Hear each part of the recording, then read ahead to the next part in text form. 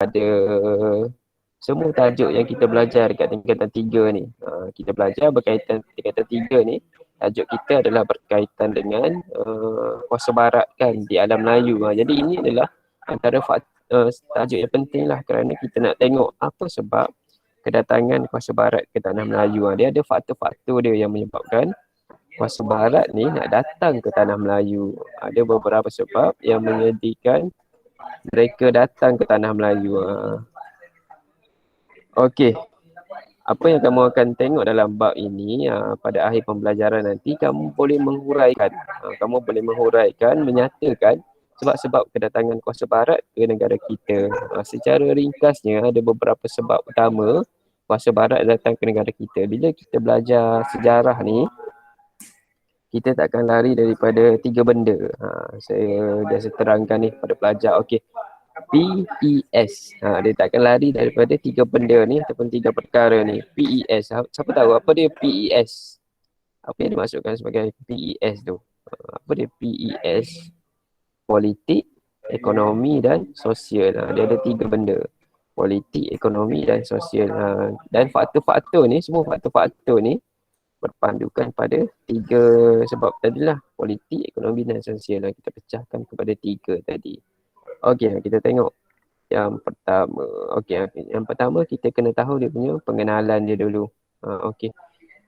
Kamu kena tahu pada awalnya yang datang ke negara kita ini, kuasa barat yang datang ke negara kita dimonopoli oleh kuasa besar. Antaranya ialah pertama sekali, siapa yang datang ke negara kita pada peringkat awal? Siapa? Mula-mula sekali yang datang ke negara kita, siapa tahu? Negara mana? Cepat, siapa nak respon saya? Negara mana yang datang pertama sekali ke tanah Melayu ni? Selepas kerajaan Kesultanan Melayu Melaka, negara mana? Siapa tahu?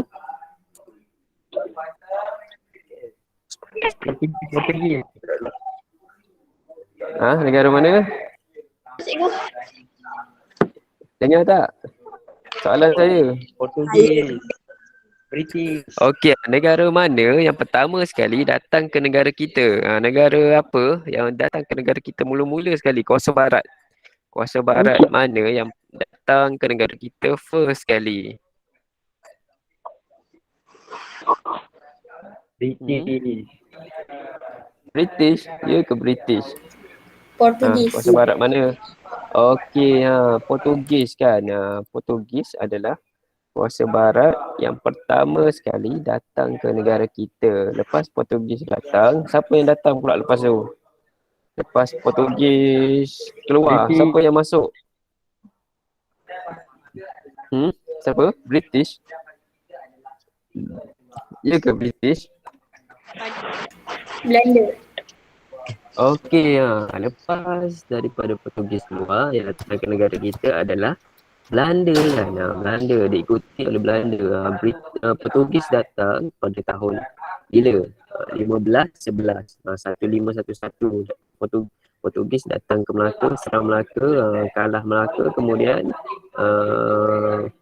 Portugis pun tewas, berlakunya perang dengan Belanda. Portugis tewas, Belanda pula masuk. Lepas Belanda datang ke negara kita, siapa pula datang? Ini secara kronologi ni.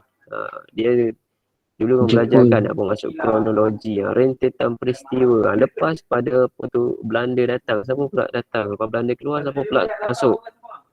British. Okey, British. Ingat dia punya susunan. Yang pertama Portugis, yang kedua Belanda, yang ketiga British. Lepas British datang, siapa pula masuk ke tanah Melayu? Siapa yang menguasai tanah Melayu? Lepas Jepun. daripada lepas British, Jepun yang menguasai tanah Melayu. Ingat Perang Dunia Kedua kan? Jepun menang dalam Perang Dunia Kedua, dia menguasai tanah Melayu. Bukan menang dalam Perang Dunia Kedua. Semasa Perang Dunia Kedua tu, Jepun menguasai tanah Melayu kan, 1942 sampai 1945. Tak lama dia menguasai tanah Melayu, sekejap saja. Lepas tu, lepas Perang Dunia Kedua berakhir, Jepun kalah. Kemudian diikuti oleh siapa? Siapa pula yang masuk ke negara kita? British. Okey, British masuk balik ke negara kita kan. Lepas Jepun keluar 1945, British masuk balik ke negara kita. Kemudian barulah diberikan usaha ke arah kemerdekaan berlaku dan kita mendapat kemerdekaan. Jadi kita ada beberapa negara yang nak menguasai negara kita, tetapi itu secara langsung. Tapi secara tak langsung sebenarnya ada banyak lagi negara-negara kecil, negara-negara yang menguasai wilayah-wilayah kecil dekat negara kita. Mereka bukan menguasai seluruh negara, tapi dia kuasai wilayah-wilayah kecil sahaja. Okey, tengok dekat situ pada tahun 1600, SHTI. Siapa dia SHTI ni? Syarikat Hindia Timur Inggeris. SHTI ni dia adalah sebuah syarikat yang dikategorikan sebagai syarikat berpiagam. Mana apa maksud berpiagam? Dia diberikan piagam oleh pihak British untuk menjalankan perniagaan di kawasan Alam Melayu ni lah. Alam Melayu ni merangkumi Tanah Melayu, Indonesia pada masa tu. Okey, pada 1602 dia SHTI diberikan hak untuk memonopoli perdagangan di kawasan timur. Dia menguasai perdagangan. Apa maksud monopoli? Siapa tahu apa maksud monopoli? Menguasai. Okey, menguasai. Monopoli tu maksud dia hanya satu negara saja yang menguasai. Maksudnya dia tak benarkan negara lain nak kuasai perdagangan di timur ni. Tetapi 62 tahun selepas itu, 1964, Perancis tubuhkan juga satu syarikat yang dikenali sebagai Syarikat Hindia Timur Perancis. Sebabnya apa tujuan dia? Nak berdagang di Asia Tenggara. Jadi apa sebab utama yang menyebabkan kuasa-kuasa barat ni nak datang ke negara kita? Apa sebab? Kita dah belajar 1.1 hari tu. Apa sebabnya? Banyak hasil. Banyak hasil hutan. Selain tu,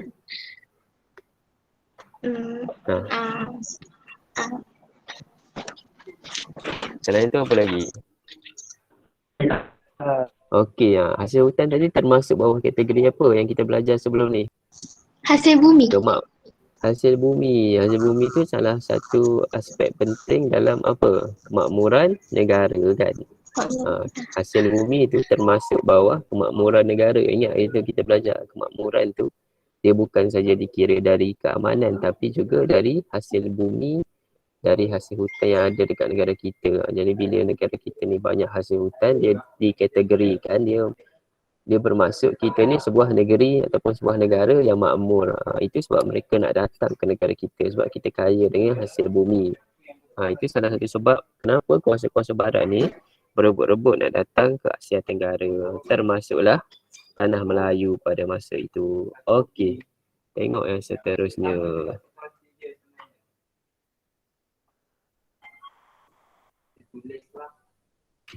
Okey, tengok kronologi kedatangan kuasa barat ke Alam Melayu. Dia ada kronologi dia. Tadi kita dah ceritakan tadi kan. Dia bermula dengan penjelajahan Portugis pada masa itu. Apabila mereka datang ke Asia Tenggara dengan tujuan dia nak menguasai Asia Tenggara pada masa itu. Penjajahan Portugis dan Sepanyol ke Asia Tenggara. Okey, penjajahan Portugis dan Sepanyol ni sebenarnya dia ada banyak sebab dia, ada banyak faktor dia. Kenapa mereka datang ke Asia Tenggara? Portugis dengan Sepanyol, mereka berlumba-lumba nak datang ke Asia Tenggara. Siapa yang menjumpai Asia Tenggara? Siapa pelayar Portugis dan Sepanyol yang menguasai, yang jumpa kawasan Asia Tenggara ni? Siapa tahu? Portugis ke? Siapa pelayar Portugis? Alfonso benda. Alfonso di Albuquerque. Okey, Alfonso di Albuquerque. Albuquerque ada banyak sebutan dia lah. Yang saya belajar dia sebut Albuquerque. Alfonso di Albuquerque. Dia bukan orang yang menjumpai, dia datang membawa angkatan perang untuk serang Melaka. Tetapi yang menjumpai Asia Tenggara adalah seorang pelayar daripada Portugis dan Sepanyol ni. Nama dia siapa? Vasco da Gama. Vasco da Gama. Dia yang menjumpai Asia Tenggara ni. Dia pelayar dan dia yang menjumpai Asia Tenggara. Kemudian dibawalah askar-askar dia untuk datang ke Asia Tenggara pada masa itulah. Sehingga kan mereka datang ke Portugis, datang ke Melaka, Spanyol, mereka pergi ke Filipina pada masa itu. Spanyol, dia pergi ke Filipina pada masa itu, Kepulauan Filipina. Okey, kamu tengok dekat situ. Yang pertama tadi apa? Penjelajahan Eropah bermula dengan Sepanyol dan Portugis. Kemudian penjelajahan Portugis, mereka sampai ke Asia Tenggara dan juga menguasai Lautan Hindi. Kemudian Sepanyol menjadi persaingan utama kepada negara-negara yang menguasai Asia Tenggara ini. Kemudian zaman kegemilangan Portugis pada abad ke-16. Kalau abad ke-16 maksudnya pada tahun berapa ni? Abad ke-16. Dulu kita belajar ni tingkatan 1 ni. Berkaitan dengan konsep masa dalam sejarah. Kalau abad di tahun ke berapa? Sebab dulu saya pernah bagi tahu kan. Abad tahun ke berapa kalau abad? Abad mendahului tahun. Ingat konsep dia, abad mendahului tahun. Jadi kalau abad ke-16 tahun berapa? Abad 16 tahun berapa? 1000 berapa? Abad 1500. Okey, pada tahun 1500 lah kan. Sebab abad mendahului tahun. Ingat, kalau abad ke-16 tahun 1500. Contohnya kita sekarang, kita dikenali sebagai apa? Abad ke-21 kan. Abad ke-21, kita tahun 2000. Sekitar tahun 2000 kan. Sebab tu dipanggil sebagai abad ke-21. Kamu belajar istilah pendidikan abad ke-21. Jadi abad mendahului tahun. Kena ingat konsep dekat sini. Okey. Kemudian pada abad ke-17, 1600 lah kan. Bangkitnya kuasa-kuasa barat yang lain pada masa itu. Contohnya negara-negara seperti Belanda, British, Perancis. Kebangkitan mereka ni, dia ada faktor dalaman yang menyebabkan mereka bangkit pada masa itu. Nanti kita akan tengok satu-satu faktor tersebut. Okey, setakat tu jelas? Jelas. Okey. Jelas. Okey, kalau jelas kita sambung lagi. Okey, ini adalah faktor kedatangan kuasa barat pada abad ke-16. Bila kita belajar tentang faktor kuasa barat datang ke Tanah Melayu ni, dia bahagikan mengikut garis masa. Pada abad ke-16 ada faktor yang berbeza. Abad ke-17 ada faktor yang berbeza kedatangan mereka ni. Okey, kita tengok dulu faktor kedatangan kuasa barat pada abad ke-16. Okey. Yang pertama, kerana barangan mewah. Sebab kuasa barat nak datang ke Tanah Melayu ini adalah sebab mereka ingin dapatkan barangan mewah yang kebanyakannya ada di Asia Tenggara dan juga alam Melayu ni. Apa antara barangan mewah tersebut? Yang pertama, rempah ratus. Dulu rempah ratus dianggap sebagai barangan mewah. Yang mana kalau kamu pergi dekat pasar kan, contoh rempah ratus apa? Apa contoh rempah ratus? Contohnya Kayu manis. seperti Kayu manis. kulit kayu manis, bunga Bunga cengkeh. cengkeh, Bunga lawang. bunga lawang, lada hitam. Itu semua adalah rempah ratus. Dulu rempah ratus nilainya sama macam emas. Sama macam permata dulu. Rempah ratus ni dia dianggap sebagai barangan mewah. Itu yang pertama. Mereka nak dapatkan rempah ratus. Yang kebanyakannya benda-benda ni ditanam dekat kawasan alam Melayu, Indonesia, Tanah Melayu pada masa tu. Okey, kemudian yang kedua, mereka nak dapatkan minyak wangi. Dulu kita belajar kan, negara kita ni kaya dengan pokok-pokok kayu kan. Pokok kayu dengan kapur barus, itu semua bahan yang digunakan untuk buat minyak wangi. Jadi mereka datang ke negara kita nak ambil bahan-bahan tadilah. Okey, yang kedua, emas. Negara kita juga kaya dengan emas. Nanti kita akan belajar dekat mana lumbung emas yang ada dekat Tanah Melayu ni. Okey, yang keempat, mereka datang sebab nak ambil perak. Mereka perlukan perak pada masa tu. Bukan negeri Perak tapi bahan galian. Perak tu bahan galian. Okey, kemudian batu permata. Mereka juga nak dapatkan batu permata. Ini adalah antara contoh-contoh barangan mewah yang mereka nak dapat dekat Asia Tenggara ni lah. Selain tu apa lagi? Gading. Gading ni dia nak ambil daripada apa ni gading ni? Haiwan apa? Biasanya haiwan apa orang ambil gading? Gajah. Ya, ambil daripada gajah kan. Biasanya haiwan dia ambil gading daripada haiwan gajah lah ni. Dan juga hasil hutan. Hari tu kita ada belajar hasil hutan kan, banyak hasil hutan. Dekat Tanah Melayu ada, dekat Sabah Sarawak ada. Contohnya apa? Rotan. Apa lagi hasil hutan yang kita belajar hari tu? Pokok gaharu. Pokok gaharu. Sarang burung layang-layang. Sarang burung layang-layang. Itu semua hasil hutan yang ada dekat negara kita. Kuasa Barat, mereka tak ada dekat tempat mereka. Jadi, dia datang ke negara kita nak ambil barang-barang ni lah. Okey, selain tu, Kuasa Barat juga, kenapa mereka meluaskan kuasa? Apa sebab Kuasa Barat ni datang? Sebab mereka nak dapatkan barangan mewah. Orang Barat ini mereka perlukan barangan mewah daripada negara China. Sebab dulu negara China tapi dia perlukan barangan mewah. Kenapa perlu datang ke negara kita? Sebab dulu kita adalah pelabuhan. Negara China berdagang ke tempat kita zaman dulu. Jadi mereka perlu datang ke sini ataupun mereka perlu menguasai laluan antara timur dan barat itu sebab mereka nak dapatkan barang-barang mewah daripada China. Contohnya apa? Teh. Teh. Yang kamu pergi dekat kedai tu kan, RM1.50 teh ais tu. Dulu teh salah satu contoh barangan mewah. Yang kedua sutera, kain sutera kan. Sehingga kan ada satu laluan yang terkenal dekat dunia ni dikenali sebagai laluan sutera. Laluan sutera tu laluan yang sangat terkenal lah di antara timur barat zaman dahulu, satu masa dahulu. Okey, kemudian tembikar. Tembikar tu tempat apa? Tembikar ni orang buat apa? Apa kepentingan tembikar? Untuk dijadikan masak. sebagai apa? Masak. Alatan memasak. Okey, yang pertama satu dia perhiasan. Dia sebagai barang perhiasan. Yang kedua, dia jadikan sebagai tempat apa? Menyimpan air lah kan. Sebab dia boleh mengekalkan air tu dalam keadaan yang sejuk.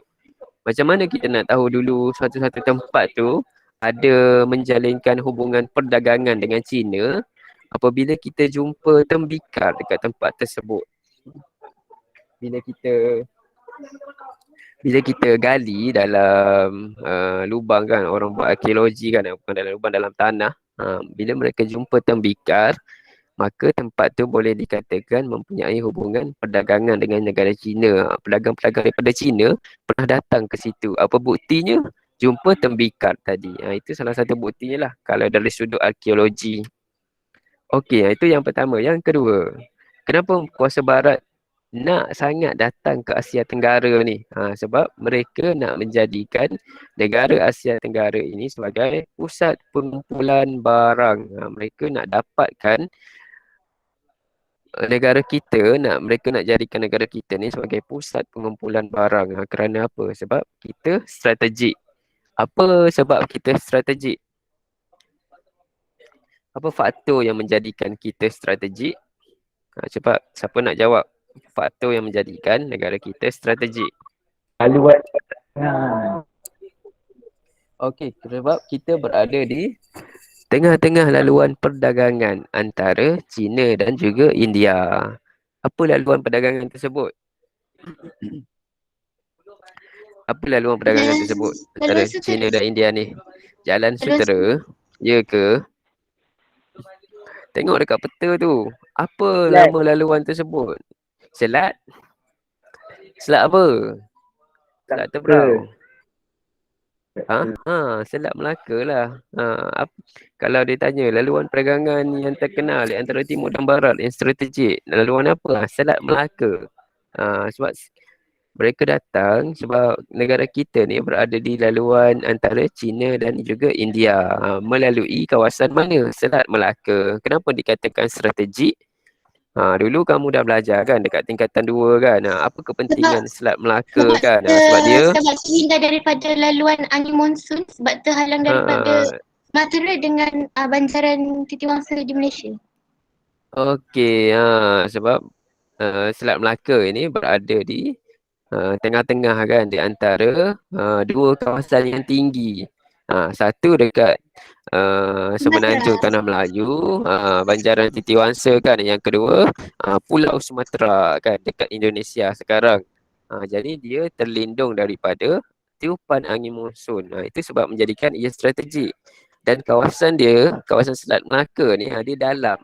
Sesuai untuk dijadikan sebagai pelabuhan. Kapal-kapal besar semua boleh berlabuh dekat situ. Itu sebab dia nakkan kawasan negara kita ni. Okey. Selain itu kerana apa? Selain itu juga kerana China dia nakkan emas. Dia nakkan biji timah, dia nakkan rempah ratus yang ada di negara kita. Mereka nak jadikan sebagai pertukaran. China ni dia nakkan barang-barang tadilah. Kita dapatkan apa? Kita dapatkan teh, kita dapatkan sutera, kita dapatkan tembikar daripada negara China. China nakkan apa daripada tanah Melayu? Dia nakkan emas, dia nak biji timah, dia nak rempah ratus. Apa kepentingan rempah ratus? Kenapa orang barat, orang Cina dia nakkan rempah ratus daripada tanah Melayu ni? Apa kelebihan yang ada pada rempah ratus ni? Siapa boleh jawab soalan saya? Apa kelebihan yang ada pada rempah ratus? Siapa pernah makan dada hitam? Sebab siapa pernah makan dada Sedap. hitam? Siapa pernah makan bunga cengkeh? Makan macam tu saja. Ada tak orang yang makan macam tu? Kenapa barang-barang ni digunakan dalam masakan? Sebab apa? Tambah rasa. Menambah rasa. Bah sedap. Selain tu, Melekkan rumah. sedap. Ya.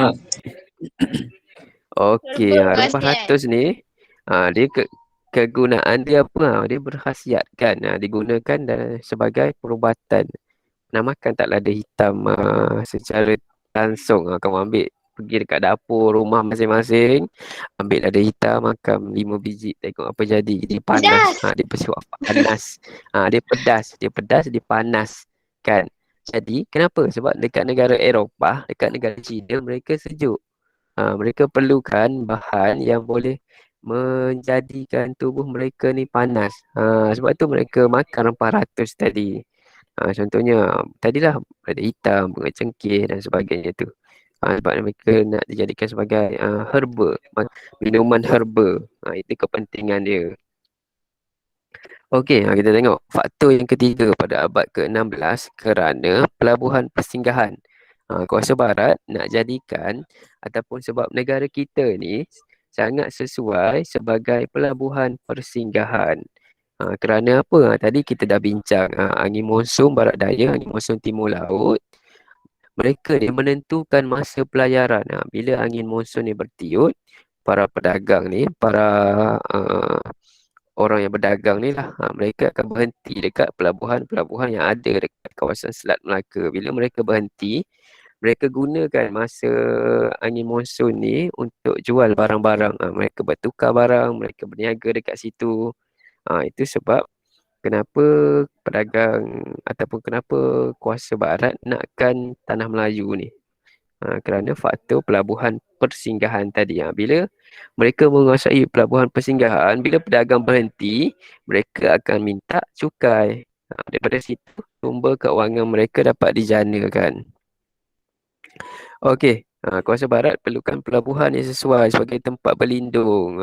Mereka nakkan sebagai pelabuhan ni sebagai tempat berlindung. Berlindung daripada tiupan angin monsun. Kalau tengok dekat peta tu, negeri lain ataupun tempat lain tak sesuai kerana mereka terbuka. Hanya Selat Melaka saja kawasan yang terlindung daripada tiupan angin monsun. Jadi itu sebab kuasa barat nakkan sangat Selat Melaka ni. Okey, selain itu pelabuhan persinggahan di alam Melayu untuk memudahkan kapal berlabuh. Ini antara kepentingan pelabuhan.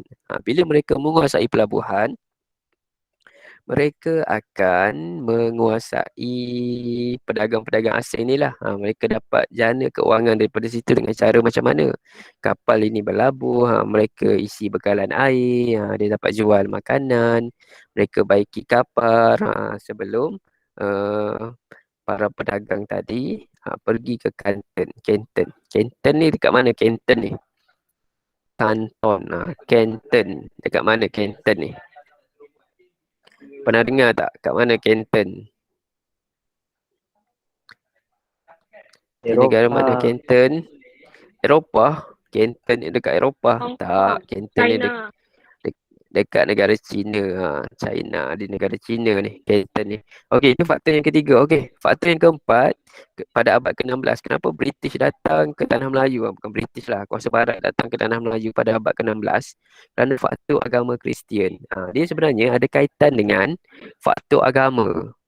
Kalau saya boleh terangkan secara ringkas, Kuasa Barat dia datang ke Tanah Melayu ni berdasarkan kepada 3G. Ada 3G. G yang pertama, gold. Gold, apa maksud gold? Gold. G-O-L-D, gold. Apa maksud gold? Emas. Kan? Sebab faktor emas, Emas. kekayaan. Dia nakkan kekayaan yang ada dekat Tanah Melayu ni. Faktor gold, emas. G yang kedua, gospel. Apa maksud gospel? Gospel merujuk kepada agama, penyebaran agama. Dia faktor yang merujuk kepada penyebaran agama. Mereka nak sebarkan agama Kristian. Sebab pada masa itu, dekat Spanyol, Ratu Isabel dengan Raja Ferdinand, mereka mengarahkan askar-askar mereka untuk keluar menyebarkan agama Kristian pada masa itu. Sebab pada zaman ni juga berlakunya perang salib. Dia ada kaitan dengan perang salib ni. Kenapa Kuasa Barat datang ke negara kita? Sebab ada kaitan dengan perang salib. Perang salib yang berlaku dekat Eropah tu menyebabkan raja mereka arahkan supaya tentera mereka datang ke Tanah Melayu, datang ke Asia Tenggara ni menyebarkan agama Kristian. Okey, G yang ketiga, glory. Glory bermaksud kemegahan. Mereka nak menguasai kawasan luar kerana mereka nak dapatkan kemegahan. Siapa yang menguasai tanah jajahan yang lagi banyak, yang lagi luas, mereka akan dianggap sebagai kuasa yang hebat, kuasa yang besar pada masa itu. Jadi, itu sebab kenapa mereka datang ke Asia Tenggara. Jadi, faktor agama Kristian tadi berkait dengan gospel. Mereka nak menyebarkan agama. Ini yang saya cakap tadi ni. Kekayaan, keagamaan, kemasyhuran. 3G tadi. Gold, glory dan juga gospel. Itu secara umum. Okey. Pada abad ke-17, abad ke-18, ada juga faktor yang menyebabkan mereka datang. Itu kita akan bincang pada kelas yang seterusnya. Okey. Ada sebarang soalan? Boleh ingat tak? Ada 4 faktor kedatangan Kuasa Barat pada abad ke-16. Secara ringkas. Yang pertama, barang mewah. Yang kedua, pusat pengumpulan barang. Yang ketiga, mereka nak menguasai pelabuhan persinggahan. Yang keempat, faktor agama. Nak menyebarkan agama Kristian. Okey, saya rasa setakat itu saja untuk hari ini. Nanti saya akan post soalan dalam grup Telegram. Okey, ada soalan? Ada soalan tak? Okey, kalau tak ada soalan, saya berhenti. Ada. Okey, apa? Apa soalannya? Portugis tu dia menyebarkan agama Kristian Katolik hanya di Melaka saja atau ke seluruh tanah Melayu? Keseluruhan tanah Melayu, tetapi mereka hanya menguasai Melaka saja pada masa itu. Dia hanya menguasai Melaka saja. Sama dengan Spanyol. Spanyol di Filipina. Mereka datang ke Filipina, dia sebarkan agama Kristian dekat sana, dekat Filipina. Kalau Portugis di Melaka. Melaka saja. Sebab mereka bertapak di Melaka pada masa itu. Melaka pun bukan semua negeri Melaka pada masa itu. Hanya sebahagian sahaja. Dia bukan semua. Itu yang kita kena faham. Bila dia sebut Melaka, mereka bukan menguasai seluruh Melaka. Ada tempat yang tak dikuasai pun oleh Portugis pada masa itu. Hanya sebahagian kota Melaka tu saja yang dikuasai oleh Portugis. Kawasan lain tak. Okey. Jelas. Ada soalan lain? Jelas. Okey, kalau tak ada, saya berhenti dekat sini. Okey, kita sambung pada kelas seterusnya. Okey, itu saja. Terima kasih. Assalamualaikum. Waalaikumsalam.